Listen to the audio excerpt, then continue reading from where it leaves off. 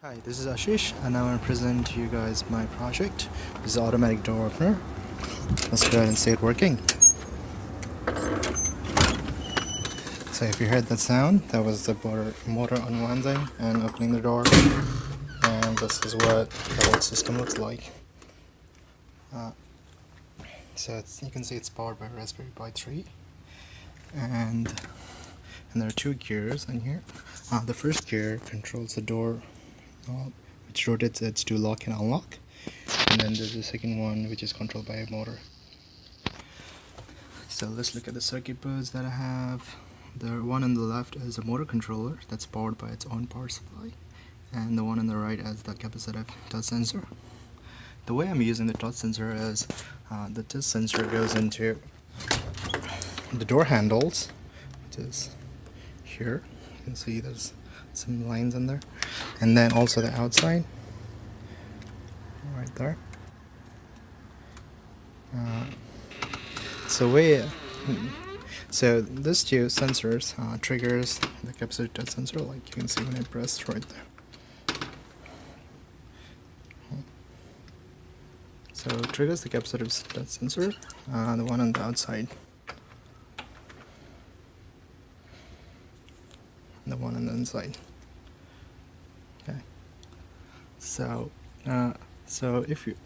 what does touch sensors does is it detects the attempt of somebody trying to unlock the door. And then I have here a crude circuit over here that just opens and closes when you shut the door, and that's to detect if a door is physically open or closed. So you can see if I shut this, it detects that the door is closed and locks the door. And again, if I try, it detects my attempt to open the door and unlocks the door for me.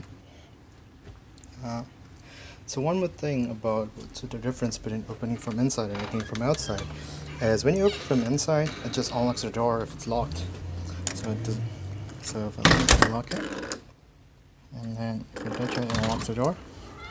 But the same doesn't happen when you touch from the outside, because you don't want to open it for anybody. So the way authentication works for this system, it uses the Bluetooth on the Raspberry Pi to detect MAC addresses that have been set as keys. So all valid MAC address, if they are within range, and if it detects they're on a certain signal strength, that means they're like very close. And then if somebody attempts to open the door, that's when it unlocks.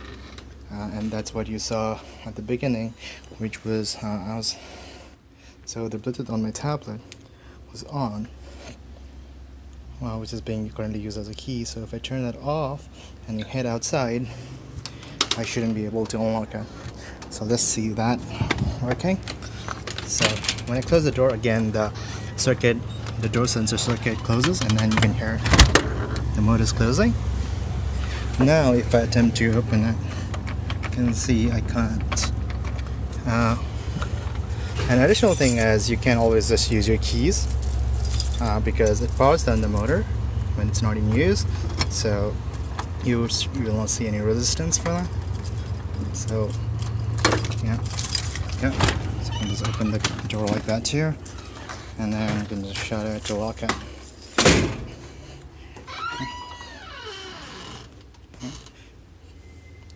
Yeah, thank you very much for watching.